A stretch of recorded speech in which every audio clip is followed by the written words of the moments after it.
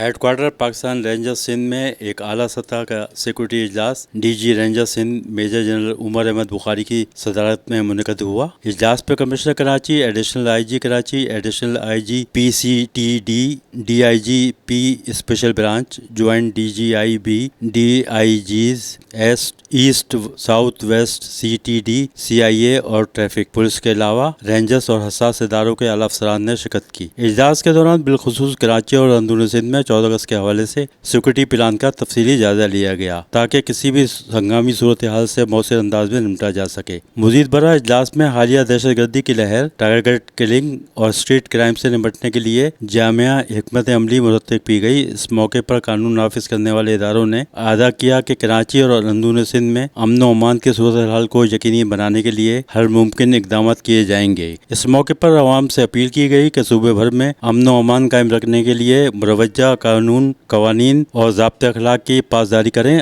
اور قانون نافذ کرنے والے اداروں سے بھرپور تعاون کرتے ہوئے کسی بھی شرپسند عناصر، مشکوک سرگرمی اور ناخوشگوار واقعے کی فوری اطلاع رینجرز ہیلپ لائن 1101 پر یا رینجرز مددگار واٹس ایپ نمبر 0347900111 پر کال یا SMS کے ذریعے مطلع کریں۔